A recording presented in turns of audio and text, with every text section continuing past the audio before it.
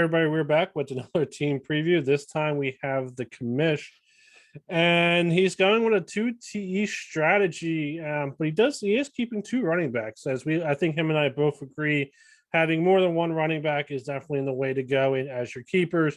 Josh Allen, Chubb, Edmonds, Kittle, Waller, and Myles Garrett. And yeah, I'll kind of let you talk about yourself.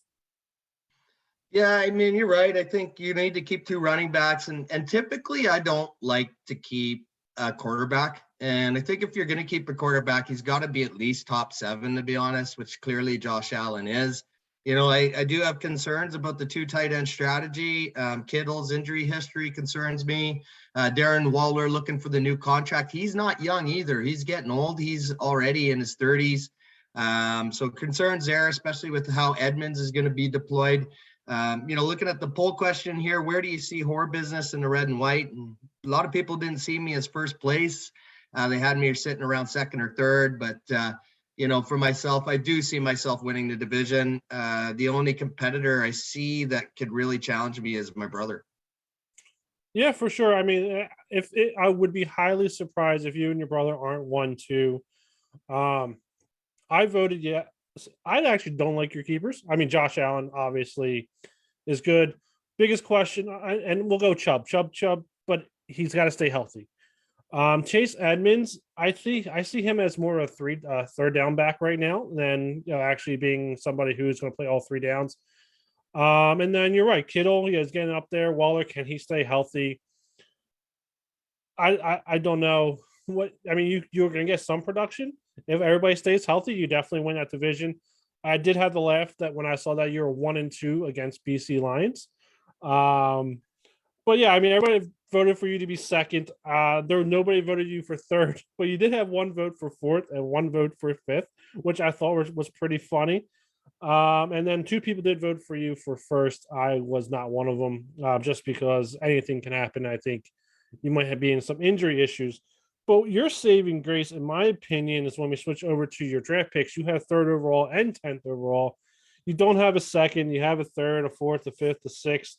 Well, basically, you have a pick in every round after that. So your second got moved up to 10th overall, and obviously that's the best way to go instead of moving down.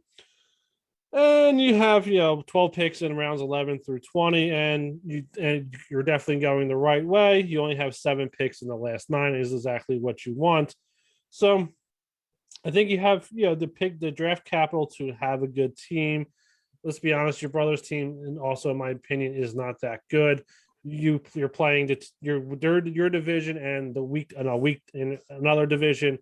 So I think your win-loss record is going to be inflated just because you're playing not that good opponents. And yeah, I'll leave that there.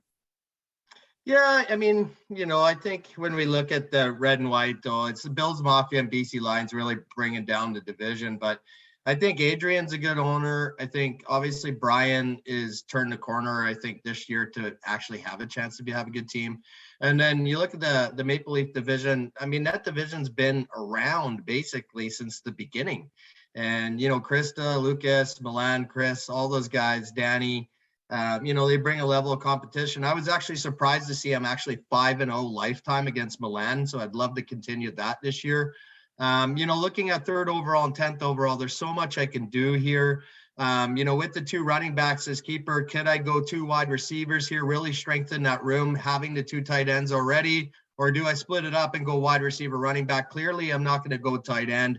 So it's going to be interesting just to see how the draft picks fall. And I'm looking forward to the mock draft next week to hopefully give us a little bit of an indicator of who's going to be available at 10th overall. The other thing I'll add here of why I think I might be half decent this year is if you look, I have 22 picks in the first 16 rounds. So if you look, I got nothing in 17, 18, 19, or 20.